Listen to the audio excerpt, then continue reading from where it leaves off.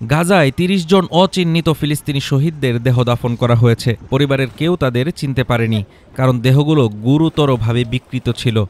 এই ঘটনায় মানসিক ক্ষতিতে পড়েছে পরিবারগুলো। যুদ্ধবিরতিতেও তাদের জীবনে শান্তি আসেনি।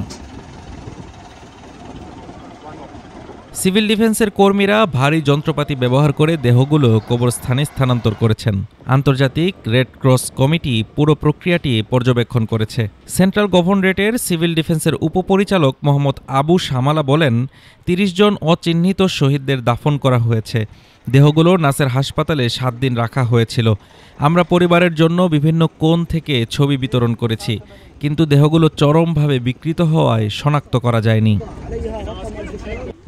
দেহগুলো এতটাই ক্ষতিগ্রস্ত ছিল যে সাধারণ চোখেই শনাক্ত করা কঠিন।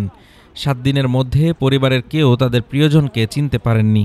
ফিলিস্তিনি কর্তৃপক্ষ জানিয়েছে, এ পর্যন্ত ইসরায়েল ৩৩০ জন ফিলিস্তিনি দেহ ফেরত দিয়েছে এবং হামাস ২৫ জন ইসরায়েলি বন্দীর দেহ ফিরিয়েছে। এই হস্তান্তরগুলো চলমান যুদ্ধবিরতির আওতায় হচ্ছে, যা ১০ অক্টোবর থেকে কার্যকর। পরিবারগুলো তাদের হারানো সন্তান, ভাই বা স্বামীকে খুঁজতে চেয়েছিল। শনাক্তের ব্যর্থতা তাদের মানসিক আঘাত আরও গভীর করেছে।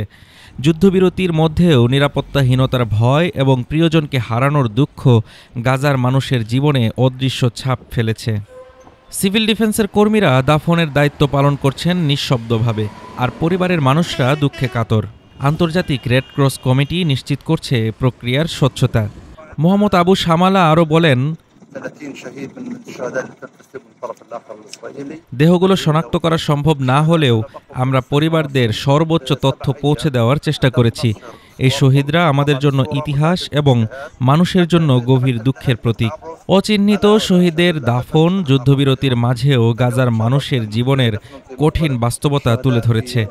হারানো প্রিয়জন, অচেনা দেহের সঙ্গে লড়াই, এইসব দৃশ্য হৃদয় বিদীর্ণ করে। ক্ষতিগ্রস্ত পরিবারগুলোর জন্য শান্তি ও সহায়তা কামনা করা ছাড়া আর কোনো উপায় নেই। Desk report, Dhaka today.